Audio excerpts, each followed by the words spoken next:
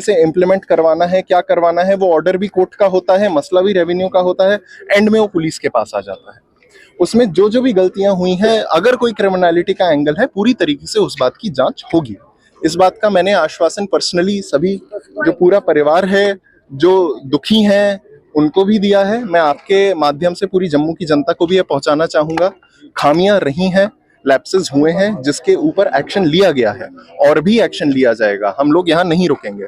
Sir सवाल ये है कि हम भी जो यहाँ रिपोर्ट कर रहे हैं, हम भी वही चीज रिपोर्ट कर रहे हैं जो परिवार अपनी मांग कर रहे हैं। हम कोई अपने में से कुछ रिपोर्ट नहीं कर रहे। परिवार आपके जो सस्पेंशन जो किया गया है पुनीत शर्मा का, उससे वो सेटिस्फाई नहीं है।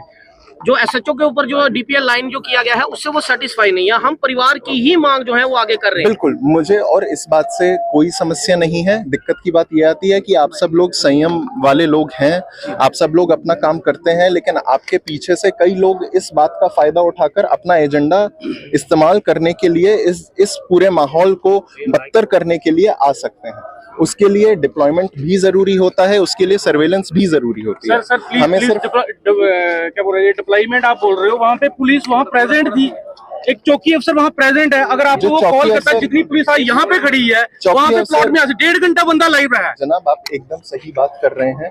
चौकी अफसर को वहाँ पर और बंदों को बुलाना चाहिए था, मेरे ऑर्डर्स थे, बुलाना चाहिए था। अगर वहाँ पर तहसीलदार को, एक एसपीओ भी हो ना, एक एसपीओ भी हो, अगर 50 बंदों को भगाना हो ना, बोलेगा सब प्लॉट से बाहर चले जाओ। बोला ही नहीं वहाँ पे किसी ने। सर पुलिस का एक बंदा भी नहीं बोला, किसी को कुछ भी नहीं बोला उन्होंने। अभी क्लियरली बता देता हूँ, इन सारी बातों के इंस्ट्रक्शंस थे।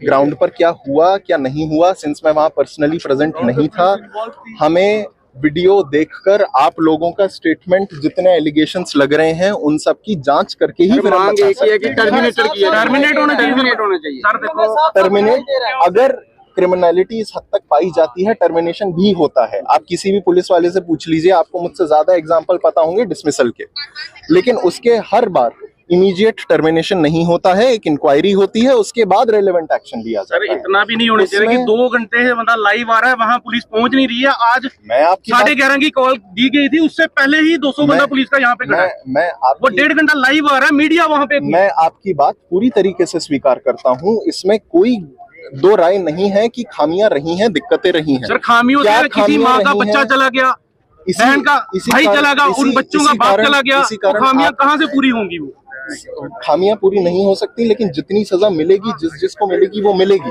कार्तिक जी, क्या जो आप ये बात बोल रहे हैं, क्या ये पूरा परिवार और ये जितना समाज यहाँ पर है, क्या आप उनको ये अश्योरिटी दे सकते हैं कि अगर कोई क्रिमिनलिटी की पुनीत शर्मा या एसएचओ जो है हरमहेंद्र सिंह, उनको टर्मिनेट किया जाएगा? 100%। अगर क्रिमिनलिटी का कोई एंगल पाया जाता है, कॉन्स्पिरेसी पाई जाती है, इंक्वायरी पूरी होगी, अच्छे तरीके से होगी, हाई लेवल पर होगी, सारे जितने एविडेंसेस हैं, एलिगेशन, उनको प्रॉपर्ली एनालाइज किया जाएगा। कोई भी क्रिमिनलिटी पाई जाती है, रिक्विजिट एक्शन बिल्कुल लिया जाएगा। जो लैंड ग्रैबिंग की जो धाराएं उन पर डाली गई हैं, वो उन पर भी जो लैंड ग्रैबिंग की अलग से धाराएं नहीं, लैंड ग्रैबिंग की, क्योंकि परिवार ये कह रहा है 302 के अंदर उनको भी बुक करना चाहिए, ये परिवार की मांग है। लैंड ग्रैबिंग की जितनी धाराएं हैं, अब वही बात है, आप भी समझ रहे हैं, एलिगेशंस हैं। अभी इसके साथ जितने फैक्ट्स हैं, जो हमारे पास वीडियोस अवेलेबल हैं, उसके हिसाब पर जितनी इंक्वायरी हो पाएगी, जो सेक्शन उसमें बनता होगा, लगेगा, इंक्लूड किया जाएगा, उसके हिसाब से पूरी कार्यवाही होगी। सवाल ये उठा कि पुलिस ने उस समय जो कार्रवाई करनी थी वो कार्रवाई की उस युवक को, और जब वो गायब, जो सवाल आप पूछ रहे हैं वही मैटर ऑफ इंक्वायरी, वही मैटर ऑफ एलिगेशन। पुलिस के सामने जो लोग मुंह पर काले रुमाल बांधकर वहां पर घूम रहे थे, पुलिस ने उनको क्यों नहीं हटाया? क्योंकि यहाँ पर अगर कोई मुंह पर काले रुमाल बांधकर घूमेगा तो उसे पुलिस पकड़कर अंदर ले जाएगी। आपकी बात एकदम सही, यही मैटर ऑफ इंक्वायरी है कि जब वहां पर पुलिस वाले प्रेजेंट थे, तो ऐसे बंदों को वहां से क्यों नहीं हटाया गया जब क्लियर डायरेक्शंस फ्रॉम सीनियर्स आए थे? सर क्या लगता है कि मौके के जो अधिकारी थे और जो हाई लेवल के जो अधिकारी हैं, क्या उनके बीच कोई तालमेल नहीं था कि जिसके चलते समय रहते जो हायर मैं इन सारी चीजों के बारे में अभी कमेंट नहीं कर सकता। मैं आपको एक और चीज बता देता हूँ, स्पेशल इन्वेस्टिगेटिव टीम जो फॉर्म हुई है, उसका हेड मेंबर मैं ही हूँ। मुझे ही खूनी भी पकड़ना है, मुझे लैंड माफिया भी देखना है, उन पर भी शिकंजा कसना है, मुझे ही जितनी आप सबकी डिमांडें हैं वो पूरी करनी है।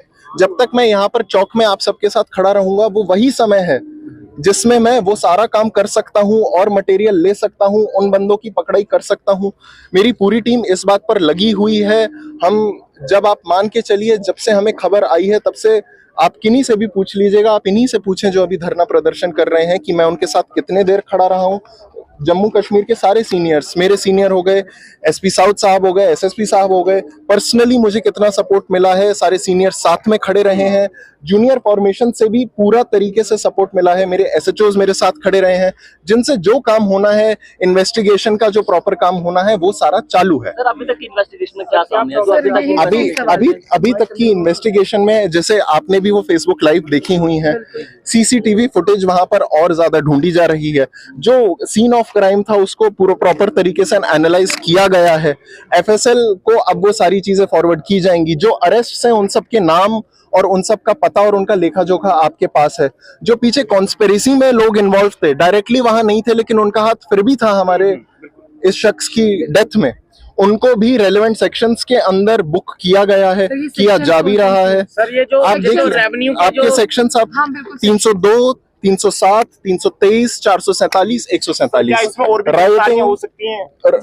हो सकती है, नहीं होंगी, ये आश्वासन है कि होंगी, क्योंकि आप देख रहे हैं बड़े नाम इसमें आ रहे हैं रेवेन्यू ऑफिशियल्स के या पुराने जो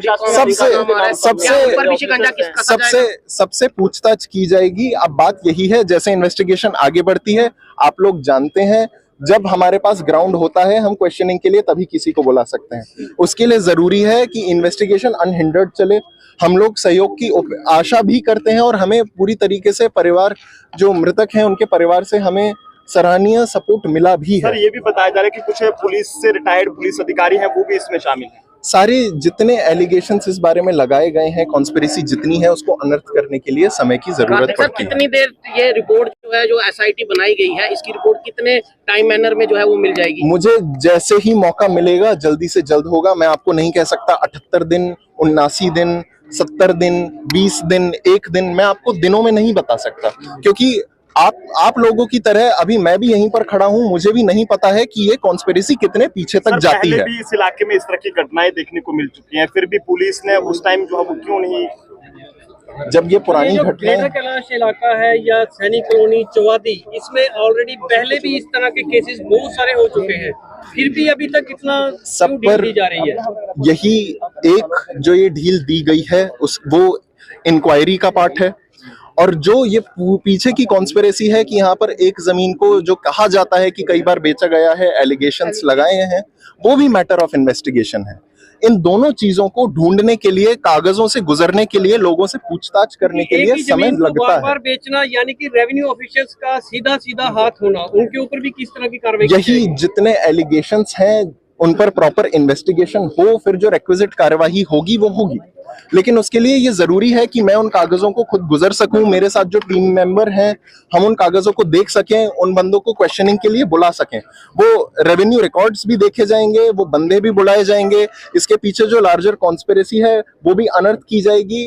और यहाँ पर जो कमियां खामियां रही हैं उनके पीछे अगर क्रिमिनल इंटेंट है तो क्रिमिनल चार्जेस लगेंगे, और अगर क्रिमिनल इंटेंट नहीं है, सिंपली इनकॉम्पिटेंस है, कमियां हैं, तो उसके खिलाफ भी एक्शन लिया जाएगा। इस बात पर आप लोग